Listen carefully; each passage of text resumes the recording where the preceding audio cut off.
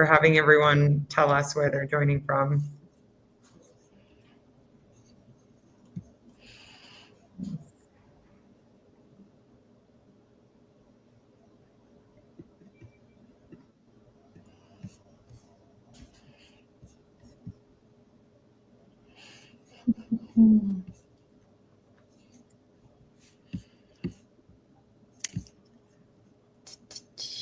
We've got Ashley, I think, in Florida, it looks like. It's cool. Aiming for Georgia, but I'm not too Oh, to be honest, my American geography is not the best, so mine neither. So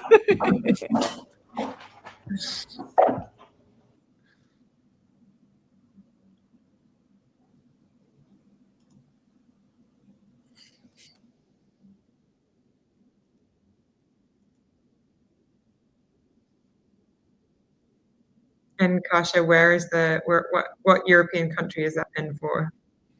Currently in Spain.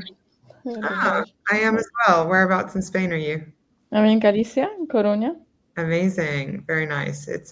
Feels like a lot. I'm in Madrid, and it feels like a lot of people have left to go to Galicia this weekend for Semana Santa. Yeah, well, I live in Portugal, but we came here because we have family. Nice. In Spain. Very cool. To be fair, Kasia, I was also trying to click Portugal, but it just kept offering me to click on you instead, so I had to move sideways.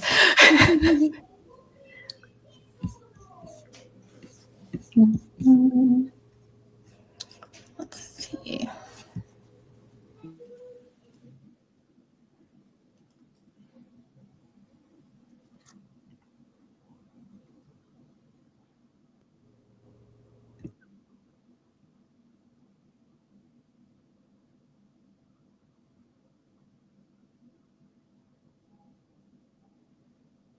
I feel like they should give us an elevator music option, or like a, Taylor Swift song if it was my choice. Maybe we can do some improv. Trust me, nobody wants that.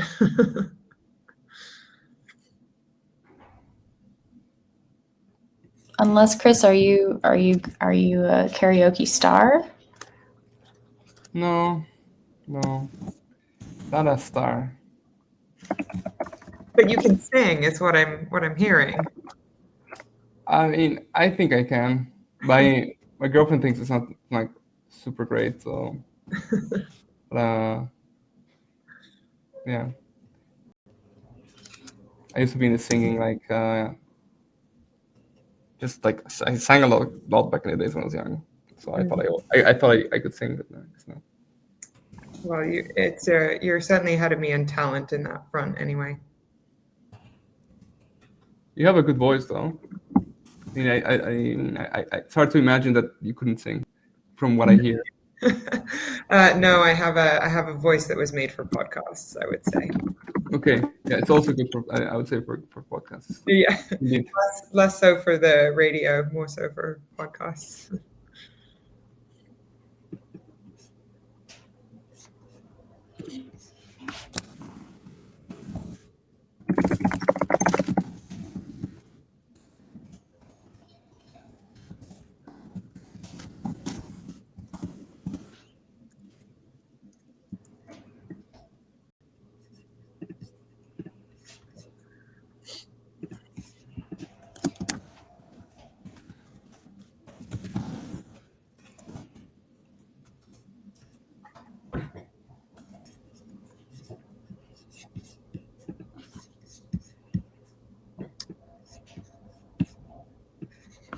Okay, cool. Well, we're 6 minutes in, so it feels like as good a time as any for an intro. So thanks to you guys for joining us for this session. I'm sure we'll have a few more people trickle in as we go, but I'm super excited to be moderating this event. Very excited to be sharing the stage with Christian and talking about igniting social impact through strategic hiring. So by way of an introduction, I'm Camilla Boyer. I'm currently in Madrid, although I split my time between Madrid and London, and I run a storytelling and strategic communications consultancy called Corazon. Basically, we are committed to helping companies and organizations who are having a positive impact on the world by amplifying their stories, helping them figure out what that story is, and then telling it to the world, depending on who they're trying to reach, investors or customers or things like that. So that's what I do. And I'm really excited to have Christian here with me because his company certainly fits that bill. So Chris is the co-founder and CEO of TAP Careers. And I think the work that he's doing is just phenomenal, but he will speak to it much better than I. So Chris, do you want to go ahead and introduce yourself? Camilla, thank you very much. So I'm a product of refugees. My dad is a German refugee who ended up, a Slovenian refugee who ended up in Germany, and my mom, a Palestinian refugee who ended up in Chile. I was born in Bolivia, and then I moved around the world, and then US for a few years, and then ended up in France and then in the Netherlands. And in one of my trips, like a bit of an adventurous trip to the Middle East, I ended up in Palestine, and I really felt there's a big opportunity to make an impact in that part of the world. And I also saw how many smart people were really eager and trying to have, obviously, like anyone else, careers and lives and fruitful horizons and outlooks. And that got me thinking about connecting people through work. And we started the company 3 years ago. And then 1 year ago, we pivoted to a bit of a more leaner approach that it's worked out to be really, really well, to be really interesting for companies. And we are a fully remote company. We're 30 people across 10 countries. And it's been a super interesting journey so far for us. Yeah, it's awesome. And I'm excited to get stuck in and ask you a few more questions because it's obviously such an important cause that you're working on and has a tremendous capacity for impact. So I think that's great. I was poking around on your website trying to get to know a bit more about TAP and about you in advance of this event. And I saw a video that I thought actually brought the mission to life pretty well. So. And I'm here today to share my journey with you, a journey that turned my life around. For years, I worked as a radiology technologist. It was okay at first, but I felt that was not what I expected when I first started on this path. I felt trapped with no growth, no prospects, and despite my efforts and skills, I felt like I was stuck in the same cycle of unfulfillment. I was smart, I did everything right. Despite all of that, I was still stuck in a career that made me feel empty. Whenever I thought about shifting careers, I was faced with the harsh reality of the market. There was no place for career shifters like me, no opportunities to start afresh. Then, one day, I stumbled upon TAP. I checked out their website, I checked out their social media, and I reread everything that I deemed important for me to decide if I want to take that opportunity or not. But this is what stood out to me. It was an opportunity. First off, they don't require any background experience, so you can be from any background and still apply to the program, and I found that fascinating, especially for someone who was looking for an opportunity to shift careers. Second of all, I found it really valuable that we get taught by international experts and we get to practice what we learned in an actual company. So that was something I also found encouraging for me to apply to the program. And the fact that there are a lot of soft skills that we have the opportunity to learn, like storytelling, like presentation skills, like public speaking skills, it was fascinating to me because this is a program that doesn't only care about your technical skills, but also about how you sell yourself and how you make yourself ready for the job market. And I think the most important factor for me is that you don't have to pay anything upfront. The fact that you can only pay after landing a job and only after you get paid a certain amount, it just reassured me that I am going to get a job and that I am going to get paid above that amount. So all in all of those factors encouraged me to finally take that leap of faith. And I did. As my journey concluded in the business development program, I had several mock interviews, which were simulations to actual interviews that I would have in regular companies. After the interview, I would receive feedback on what I could do to improve my performance in interviewing and what I could do to improve my success rates. And after all of that, I finally felt ready to tackle the market head on. I felt that I have the proper equipment and the proper knowledge to succeed.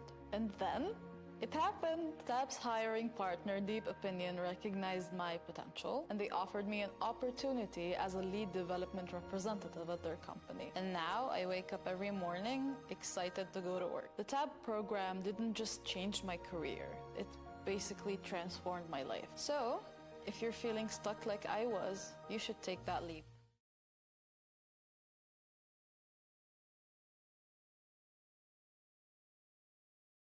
Go. I think I'm unmuted now. I just love that video. I think it's really nice to see the story of a real person. Also, I want to just tell you guys quickly how this is going to go. I have a few questions that I want to ask Chris, but we can be pretty informal here. So if you have questions or comments as we go, there's a chat feature on the left, so you can drop anything in there. There's specifically a Q&A feature at the bottom that looks like little speech bubbles. So if you have any questions, go ahead and drop them in there and I'll keep an eye out for them. We have carved out time for Q&A at the end, but I am happy to take questions kind of as we go, if there are questions that relate to what we're talking about. So that's how this is going to go.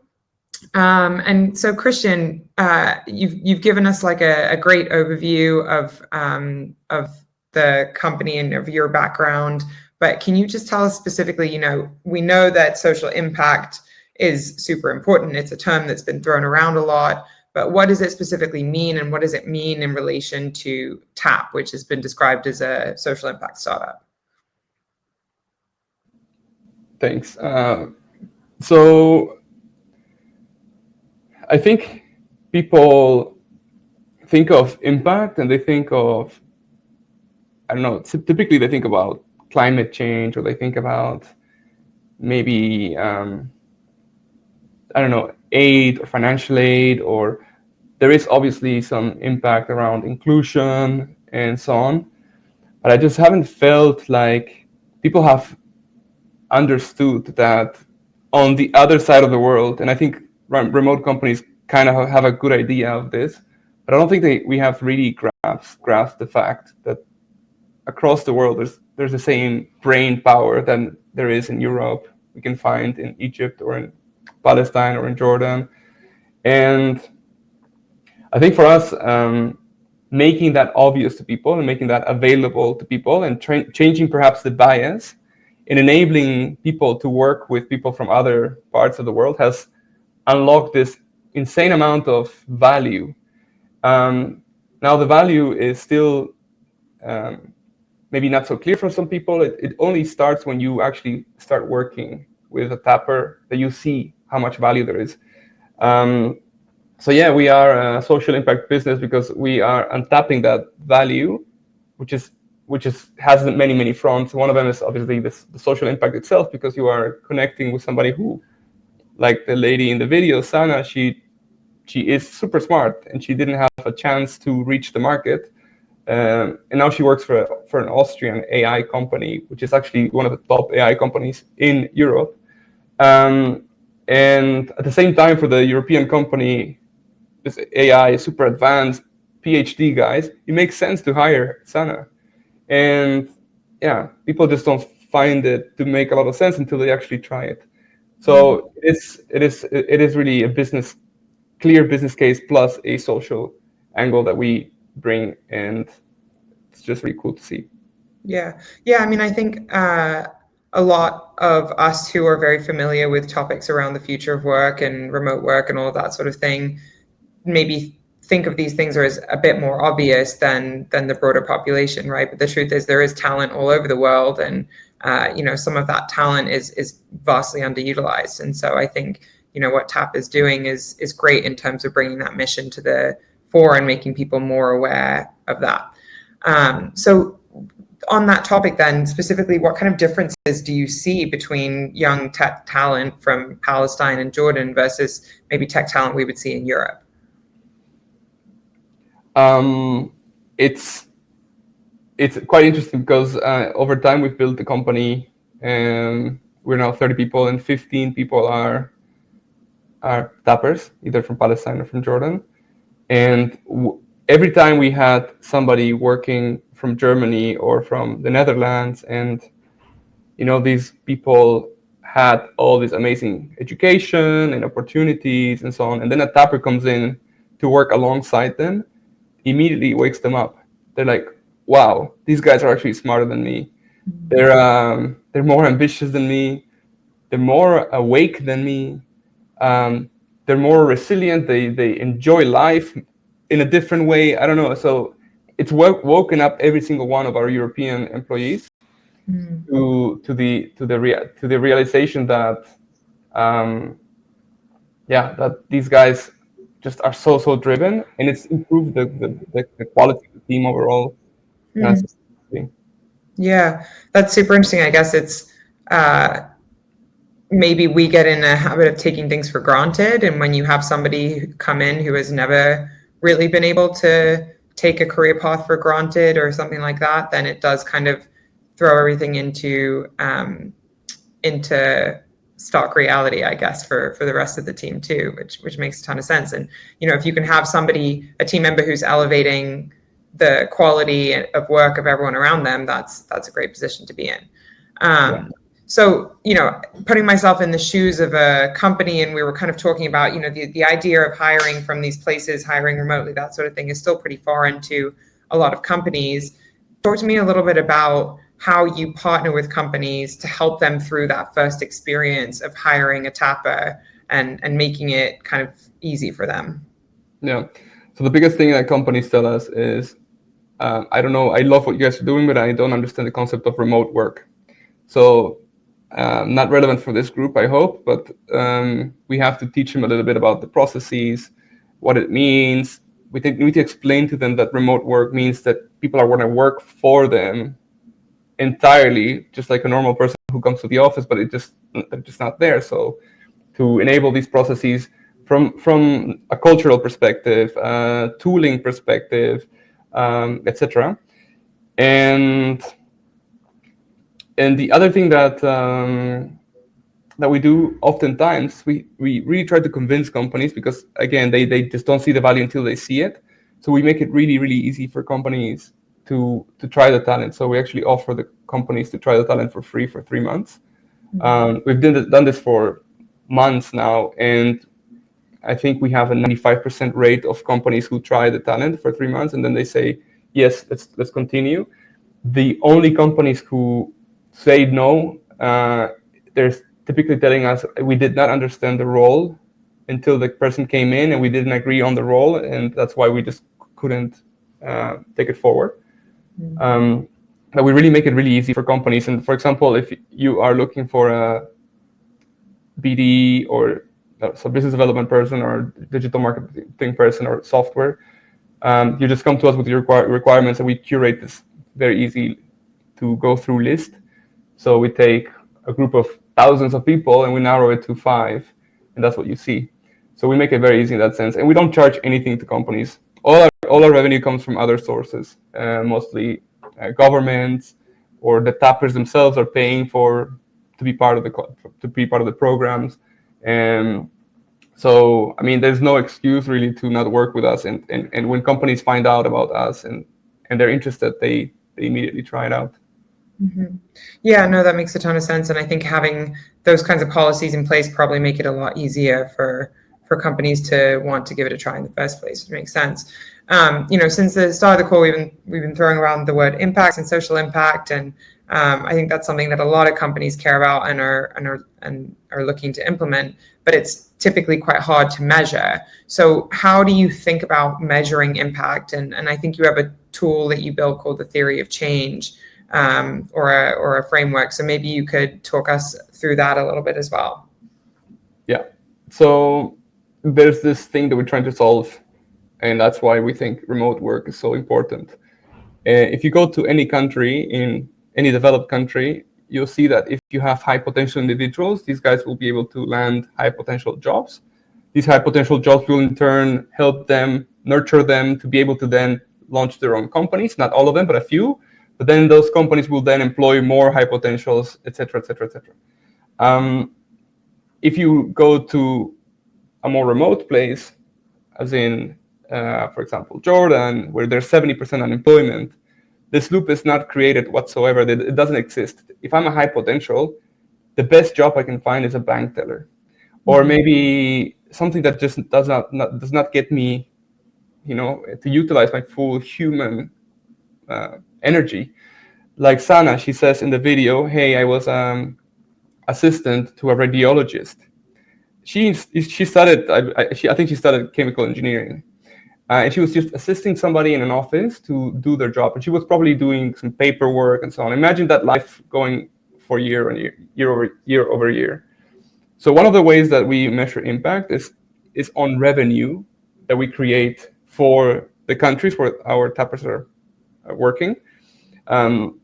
One of the ways we also look at this is by looking at how many people are being supported by that one tapper, because obviously the impact is not just one person gets a job. It's a ripple effect of, okay, this person is actually a mom who has a couple kids.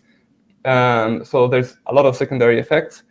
And we also look at, for example, entrepreneurial capacity. How many people after working in companies for a couple of years are thinking about building their companies or thinking about, starting the actual loop that we believe in.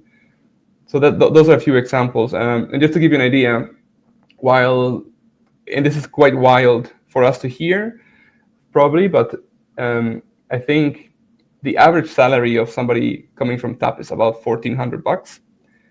Now I'm talking about the typical profile is 23 to 28 years old, engineering degrees, computer science degrees, top 5% of colleges.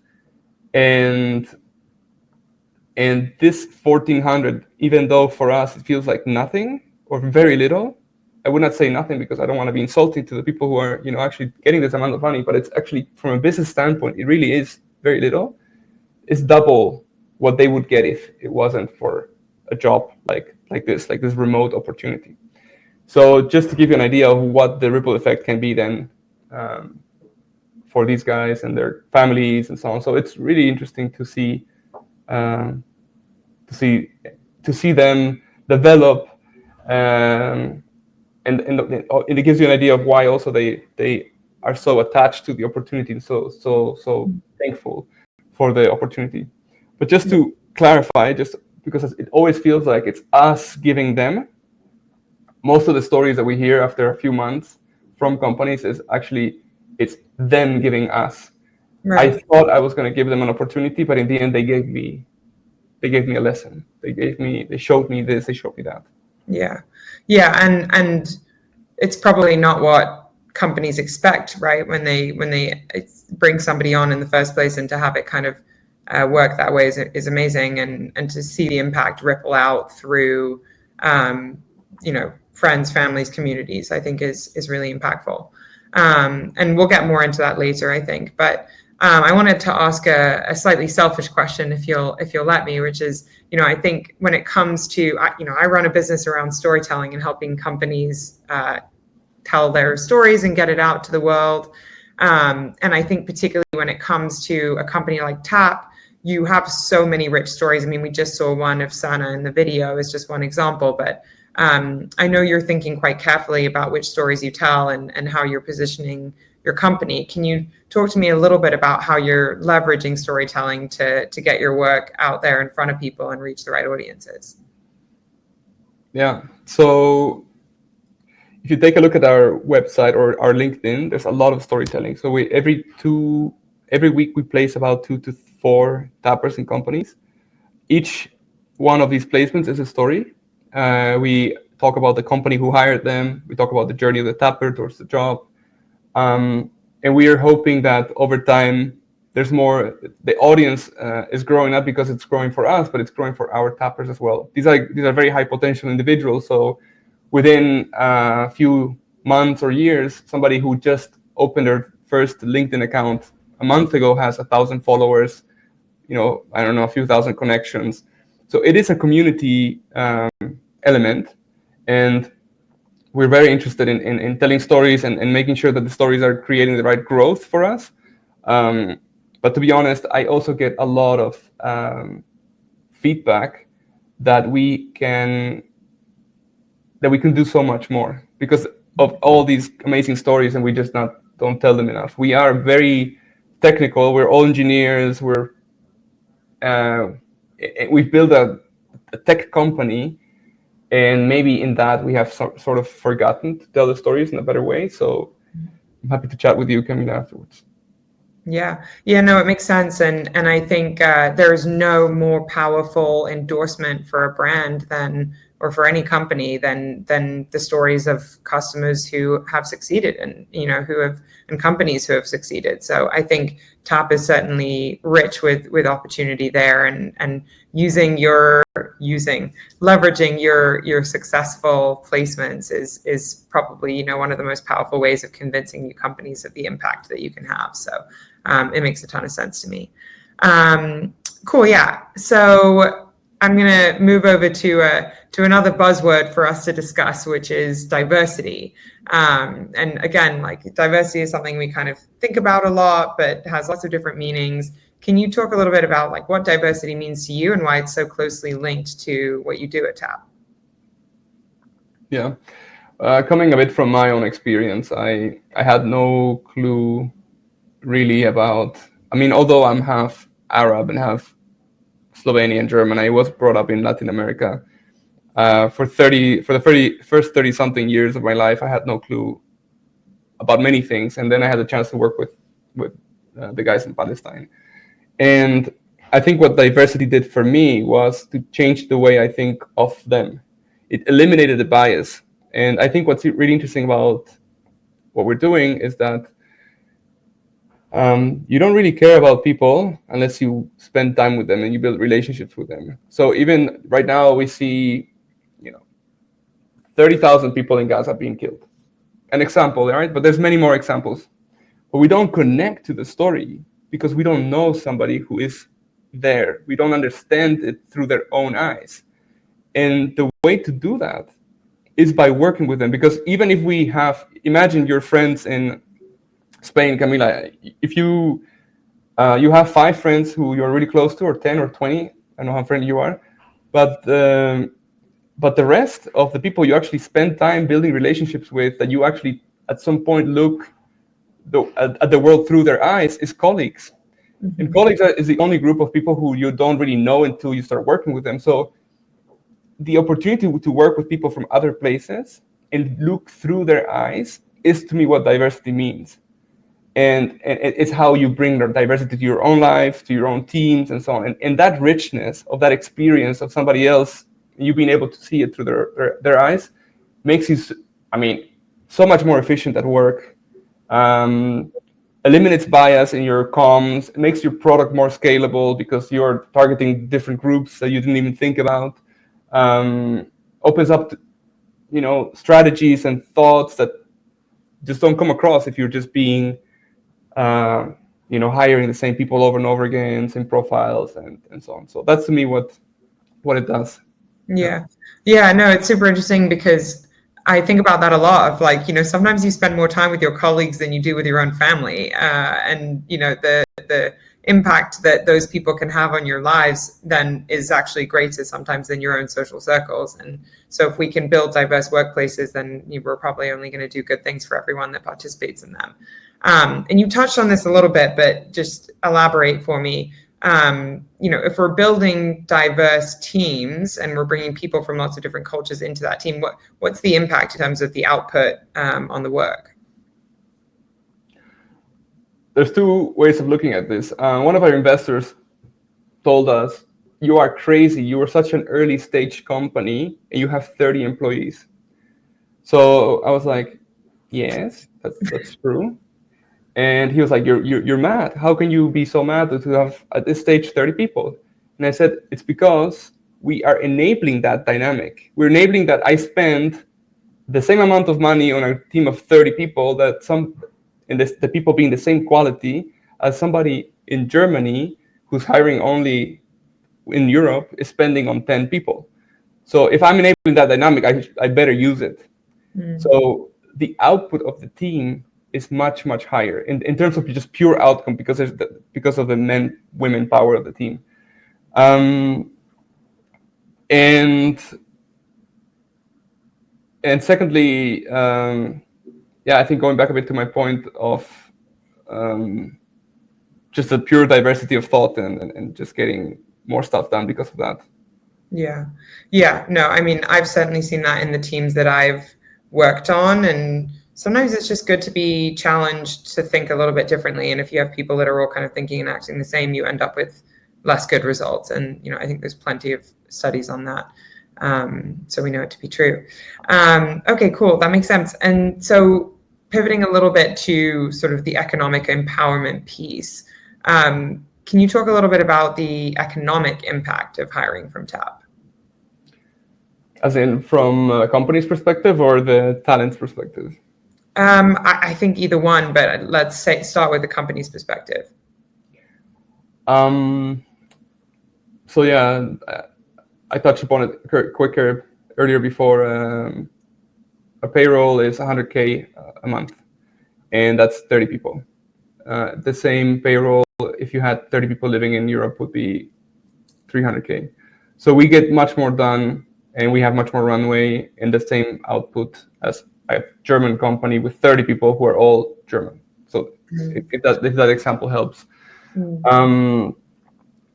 So we've been able to build much more, raise much more money, do much more projects, and we're going faster and faster and faster than many companies that I've seen otherwise.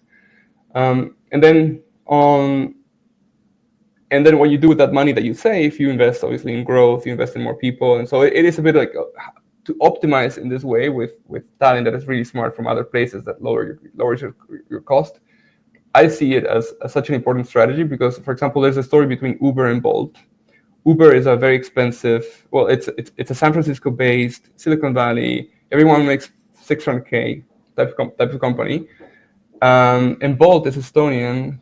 The salaries are 10% of the salaries in San Francisco, and they took Europe by storm. So if your competitive edge comes down to, in a tech company, mostly comes down to how expensive your product is, and that's influenced highly by the cost of your team, then you should be thinking about these things. Now, from the standpoint of the individuals who are working in these companies, what tends to happen is that for the first 5 years, they're proving themselves, they're gaining confidence, so they are making between 1,000 and 1,500, 1,600. But my expectation is that because we live in a remote environment and we are all competing for remote talent equally, these guys will be able to, at some point within 3, 4, 5 years, make similar salaries to somebody who's based in Europe. Yeah, I think there will always be an adjustment because of location, but I'm hoping that this is also a way to distribute wealth.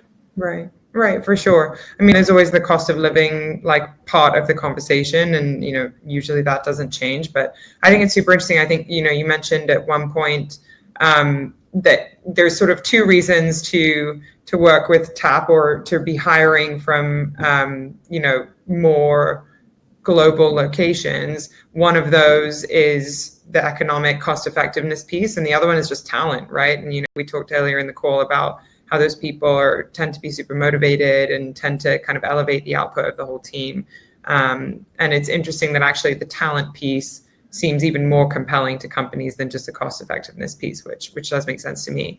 And I guess your own team is probably a very good example of the work that you're doing. I think your team is half Tappers or something like that. Can you talk a little bit about what that experience has been like for you personally, building a team comprising of people from overlooked communities?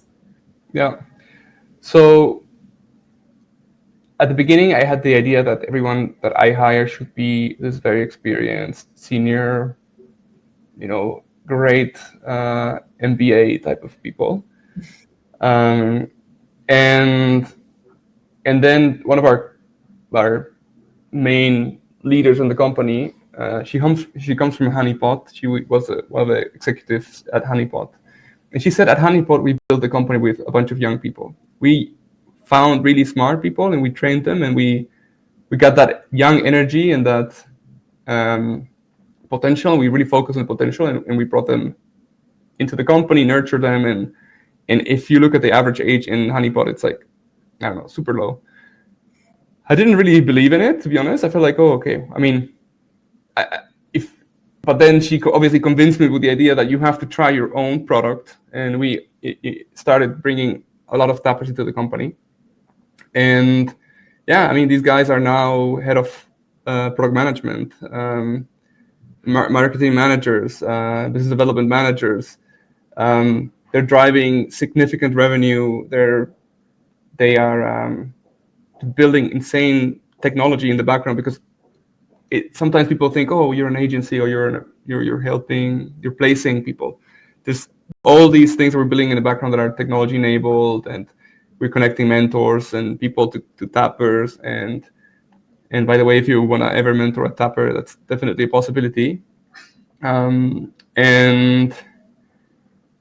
yeah, it's just lovely to see how these guys are learning, and I hope that they at some point, maybe after they contribute to Tap for a little bit, they can build their own companies and build their own ecosystems and livelihoods based on what they learned in our environment. Yeah, so I want to come back to that, because I think that's really interesting when you think about the long-term potential impact of, people getting skilled up and going off and building their own things. But before I ask you about that, will you just elaborate a little bit on the mentorship program? That sounds super cool. Yeah, so we have a mentorship program that I think we have over 150 mentors right now, coming from all the big companies, smaller startups, very senior. Sometimes we just see a CEO of a unicorn. They're like, okay, I'm mentoring a tapper. I'm like, okay, interesting. Happens all the time. And they spend over 3 months, they spend 30 minutes every 2 weeks. So it's very, very low touch. It's about 3-4 hours. Most of the times, people kind of fall in love with the idea and their tapper, and they continue the relationship and so on. But it's really about the mentor is really trying to create a linkage to the industry. It's really about, can the mentor help support the journey from a professional standpoint, so explaining their journey, how they got to the point where they are in their careers, and inspiring the tappers. So it's very low touch, but it's really beautiful to see that, again, it's not only the tappers who get the benefit, but then a lot of mentors say, oh, this was a life-changing experience. Yeah. I mean, I love that, and I mean, I would love to talk to you more about that. I think it's a great way that like individuals can get involved and kind of share skills and things like that, even if their own companies are not leveraging Tap to Hire yet. So just going back to the thread that we were talking about then, so tell me a little bit more about your thoughts about, that kind of economic empowerment snowball, if that's what we want to call it, of, somebody getting the experience through Tap and going on to earn skills and work in, different companies. And what does that mean for them in terms of the long-term potential and the impact they can have on the environment around them? Yeah. I think there's a few dynamics at play here. One is that I think with remote work, we have such an opportunity that companies that do not embrace remote are either obviously not embracing at all because they just don't hire people, but they actually embrace in a very damaging way. So imagine a company typically in the Netherlands, it's very common in the Netherlands that people will be relocating. So these companies are saying, oh, we need 100,000 people in the Netherlands in tech. And by the way, at Tap, we don't believe that only tech roles should be the ones that are done remotely, right? It's anything. And that's one of the things that we actually brought to the market that was quite innovative. You can build a whole team of marketeers, ops, finance, whatever you need, just by collaborating with us. And what these companies do, especially in the Netherlands, is very common. They go and they take talent from these places and they bring it to the Netherlands. And in my view, that's very comparable to going to the Amazon and taking trees and just bringing the trees, right? You'd leave nothing behind. There's no dynamic where people are actually doing something in return to plant more trees. It's very obvious that you should do something about it, right? But in this remote environment, we actually don't have that dynamic. We actually, everything, the channel is completely open, and it's a two-way street. So that means that money flows, knowledge flows, friendships flow, and a community flows. And when I'm thinking of the tappers 3 years down the line being able to build their own businesses, I feel like they're coming back to us, the remote environment, to say, hey, I know the founder of Covalo. It's a running remote company. And I know that he is a venture capitalist or an angel investor. So I think that effect is going to be enabled by us being able to organize around the topic of how can we enable these guys. And then when these guys are enabled, they will be able to build their own companies, livelihoods, innovation. And what's really interesting about this innovation coming from these guys is if you grab a group of 8, 10, say Europeans, very diverse group of Europeans, and you tell them solve a problem, they will go and try to solve some kind of, I don't know, robotics problem, or maybe some kind of AI innovation. Give that same task, solve a problem, and give it to 5 people or 10 people who are living in Jordan, and they'll probably tell you, I'm going to try to find financial inclusion for single mothers. I'm going to try to find ways to distribute food better for refugees. These are the problems these guys are trying to solve, but we're not empowering them to solve them. So I think the effect of remote work and the community we can build is massive. And I'm a big advocate of this community organizing around this topic. So that's why I'm here to try to explain what we do, right? Yeah, it makes sense. And I think sometimes you can look and see what the next step might be, and you understand, what the downstream positive impact might be. And sometimes it's things that you didn't think about, and that, that those people realize in their own communities is what they need and that they can influence, which is cool. So, we've talked a lot about the impact piece. I mentioned earlier, and, we had talked about previously that there's a cost effectiveness piece that's also super important for companies, right? So just in terms of that ROI, just talk a little bit more about what it means for companies who choose to hire outside of Silicon Valley or outside of the US or even outside of Europe. Yeah, very simple example. And we, simple as this, we had a marketing manager based in the Netherlands. He was great. Salary was 80K, which is very normal. Through our own community of tappers and our own training programs and so on, we found somebody who organically came in as he was also leaving.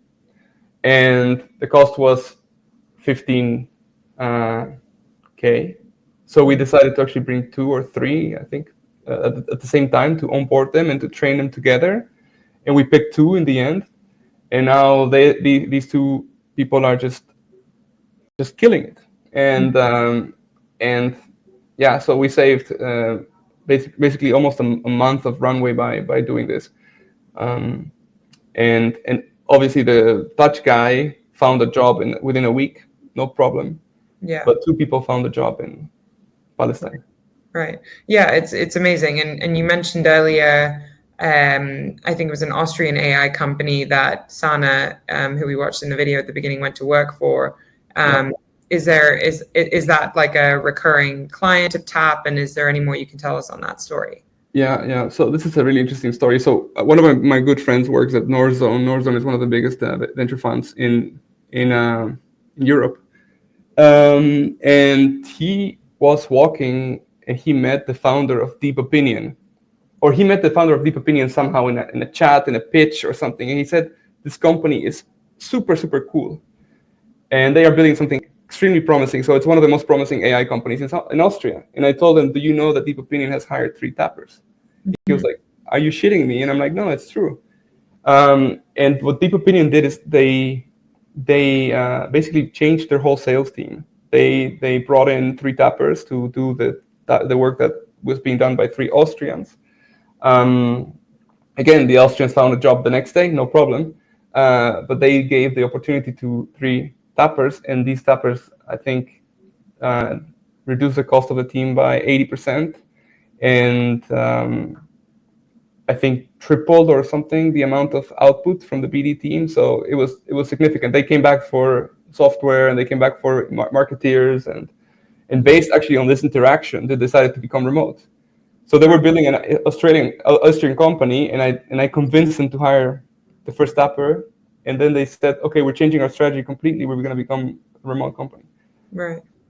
Yeah. I mean, amazing for them to see that the impact is so great and, take advantage of it by building it into their entire company policy. It makes perfect sense. And, I guess the monetary benefit is clear, but also we don't want people to just be leveraging TAP for the economic benefit. So do you have any guidelines or policies in place to make sure that companies are sort of not just in it for the monetary benefit, and that tappers are actually going to really be set up for success in terms of long-term careers with those companies? Yes, we have always been very careful about where we place tappers, because we really build a relationship with them, and we know them, and we want them to have a beautiful home when they join the workforce. So we have a very critical way to, we really look at the companies before we actually engage with them. So when companies come in, I would say that maybe 20% of the companies who actually want to hire a tapper pass our test. Mm-hmm. So then, but mostly it's because companies don't have the progressive mindset, or maybe they are based in, they a lot of people do want to benefit from the arbitrage. And when we see that there might be obviously savings, but the companies are really cool and they want to support the tappers and give them career opportunities, and that's perfect for us. And that's why, this community, I think, is very interesting. Luckily, we are at a point where we're placing 3 or 4 tappers a week, so that's more demand that we have supply. And because of that, we can be a bit more cautious. A bit more specific about what we want in terms of companies. Yeah, that makes a lot of sense. And just one more quick question before I'll check and see if anybody has questions in our audience. So if you have something percolating in the back of your mind, go ahead and drop it in the chat now. But I just want to ask you, I think that's super important that you have a vetting mechanism for the motivations of the companies. And what do you do on the tapper side to make sure that you have, really high quality tappers who are going to represent, you, the company, well, but also make sure that they're impactful within the companies that they're joining? How do you kind of check for that? Yeah, so interesting you bring it up, and we didn't say it earlier, but our acceptance rate to programs is 5%. And this is we'll measure several things at the beginning, at the moment of onboarding or screening, and that's motivation. It's it's values, it's human values, it's grit, because the program is very, very intense, and the first cohort, so 2 years ago, where nobody knew what business development was from the like B2B SaaS sales. Was from the tapper side in Jordan or in Palestine or in Lebanon. Not many people know what this is about, right? Mm-hmm. And we had just a few people joining programs, so 13, 14 people would apply for a program, and then we would start cohorts that were supposed to be 15 people with maybe 7 people. Today we have 1,200 applications per cohort. Wow. So the dynamic has really changed to where we can really select talent, and our focus right now is purely on improving operations, so we can onboard many more tappers into the programs. This year we're training 400 people, and next year we're training 800 people. Wow. So yeah, it's it's a fun process. Yeah. Okay. So you're doubling the size of the cohort in a year. Yes. Year on year, we've been doubling. So last year we did circa 200. Now we're doing 400. Next year, 800, Yeah. etc., etc. Yeah. You got to be careful. You're going to get exponential very quickly. Yeah, I mean, we don't know exactly where this is gonna go. We are building. I think it's gonna be defined by how much the market wants of what we're doing, and I hope that it really picks up. But from a technology standpoint, and from a process standpoint, if you think about the tapper's journey, it's all mapped out very nicely in a curriculum and in software. So they know, they go to the platform, they know who they're meeting their coach, they're meeting their mentor. Later today, they have a class with an expert from a Swiss marketing agency who's going to give a class on this topic. And operationally, we're trying to make it super lean. So eventually we can grow quite significantly. Yeah. No, that's awesome. And I think the impact, oh, sorry, did I get muted for a sec? The more you can grow the impact, the better, right? So I'm going to jump over to Q&A. I'm seeing a couple of questions come in here. So the first question says, you talked about measuring the extended impact of the lives that you're touching beyond just the individual hires, but also who they're responsible for. Do you share this information anywhere or with the companies that are using TAP?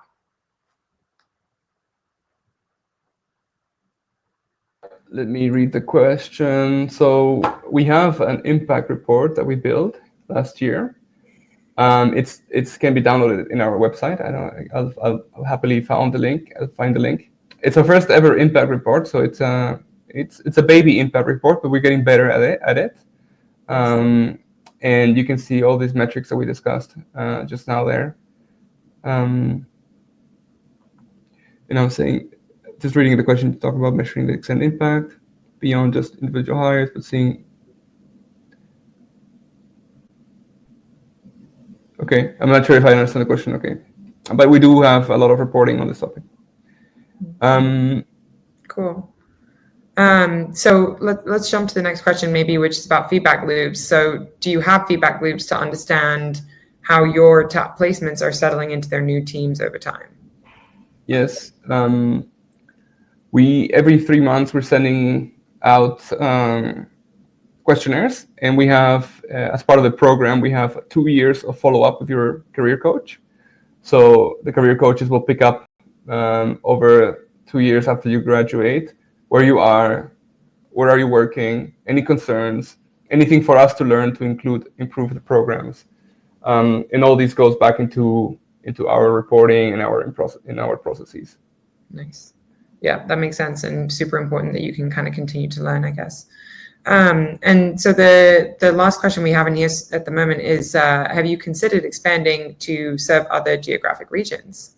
Is that kind of in your roadmap?